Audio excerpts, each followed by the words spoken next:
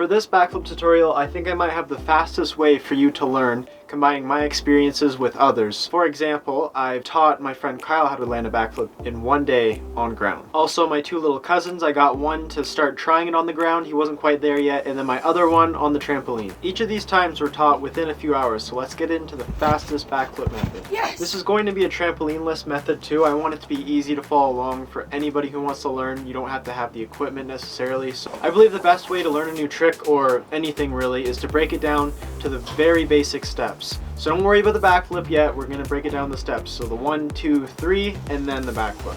The first step is going to be a simple back roll, and if you've heard of this one before, and if you've mastered it, then you can skip to step 2, and I'll have an annotation for that right now. But if you haven't, then here's what you're going to do. So find your soft ground, get down low to your feet, and then start rolling back. Have your hands up near your ears, ready for impact, and then roll back. And then as you start rolling back, you lift up over your head and then have your feet ready for the landing, as you can see here. And if you find you're not doing this well, then you can start off going over your shoulder and then just less and less over your shoulder. The trick really is, as soon as you're about to go over your head, you just lift up with your hands and then land to your feet. So get really good at this, do this a bunch of times, and then once you're able to do it without thinking, head on to step 3. Or I guess step 2, I'm getting ahead of myself here. The second step is going to be finding an object that's waist to shoulder height. You can work your way up based on how comfortable you are. You can use anything for this one too, a trampoline, a car, a bed, a table, anything really, but you're going to want to have some sort of padding. So for this example, I'm using my mat, but you don't have to use a mat, you can use a pillow or a blanket. Place your cushion on your object and stand facing the opposite way. Now start off simply jumping up and landing back first onto your object. Don't jump too far back, you want to land so that way your butt is just about flush with the edge. Keep doing this until you feel comfortable. I would say until you can safely get up to that height with ease and no worries. If you're doing something lower than your shoulder height, then you will want to jump higher or find another object to move on to that is higher. So I transitioned from a trampoline, which is kind of uncomfortable. It's hard to land on that because it's super low. I transitioned to that to my car, which was another uncomfortable because it was too high. So find something in between that. Find something that's comfortable where you can jump up good and high, land safely on your back. We're going to move on to step 3 now, which is going to need about a waist height object or higher, probably a little bit higher than the last one if the last one was stomach height. Once you've got that picked out, you're going to lay on it with your head overhanging the edge. Then you can progress this by bringing your legs up over your shoulder, and be prepared for the ground, and you can kind of spot the landing too. As you get more comfortable with this, you can bring your legs more and more towards your head for a good landing. You'll know when you're ready to move on to the next step after this by landing consistently and smoothly. So what you should have so far from step 1, 2, 3, you should have a solid back roll. You should be able to jump up onto something, land on your back without looking backwards or anything. You should just be confident in that. And then for step 3, you should be able to be on your back and then fall to your feet backwards without any fear or anything. It should be just fall to your feet.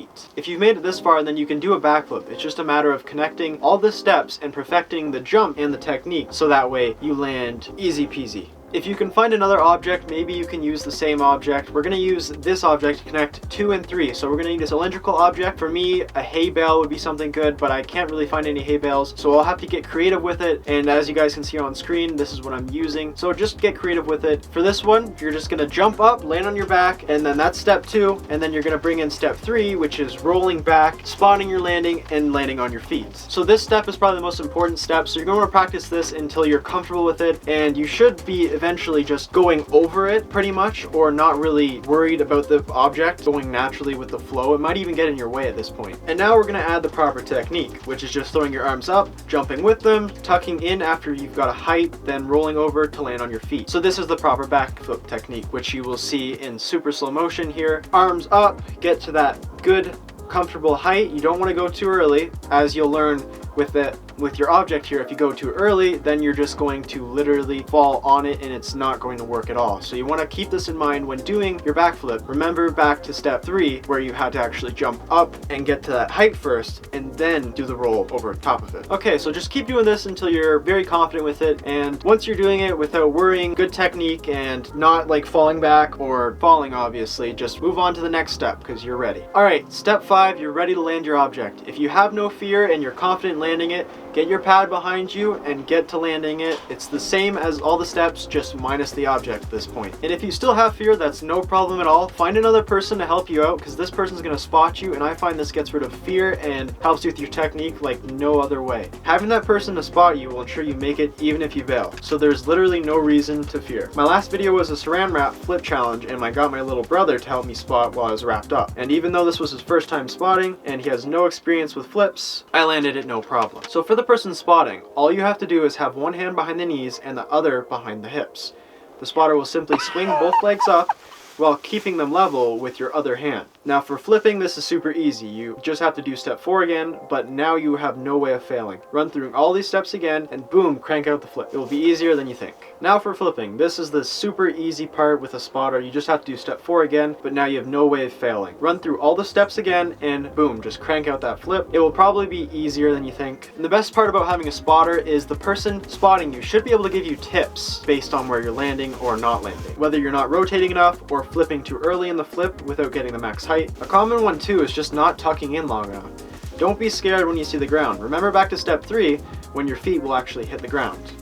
After you start landing that a few times with the spotter, get the spotter to take away one hand, do the flip again, and then if you're not landing it correctly, then just keep running through it. But if you land it like a few times with that one hand spotting, then you should have no difficulty with the spotter taking a few steps back just to make sure he's still there, but you're gonna do the flip on your own this time. So run through all the steps again. Remember, it's all about breaking down the steps, which is what we've done completely here. Step 1 gives you that motion of the backflip just on the ground. Step 2 is preparing you for that jump up to the max height and then tuck. Step 3 is the actual roll over the neck motion and also the spotting your landing. Step 4 was connecting those, but a little bit awkwardly, but it gives you the actual motion of going up and over and tucking. And step 5 was, I think it's step 5, I'm not sure if I'm getting mixed up all off the top of my head. That's just using a spotter to get you to go over. Like I said, they don't have to do flips, they don't have to do anything, they just simply have to be able to have 2 hands and slightly carry a little bit of weight. If you're not landing the flip again, just go back to step 1, run through them quickly, find which one you're having the most trouble with, and just keep doing that. And remember to use the proper technique too. And if you're still not landing it, there's a good chance that fear is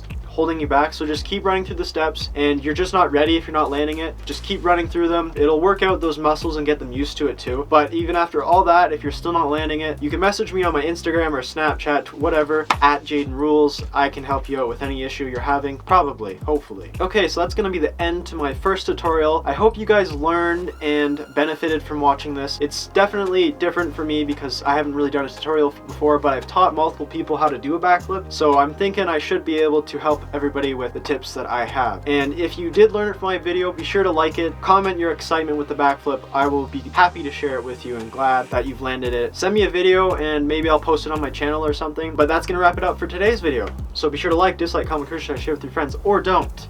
And I might have to see you in the next video.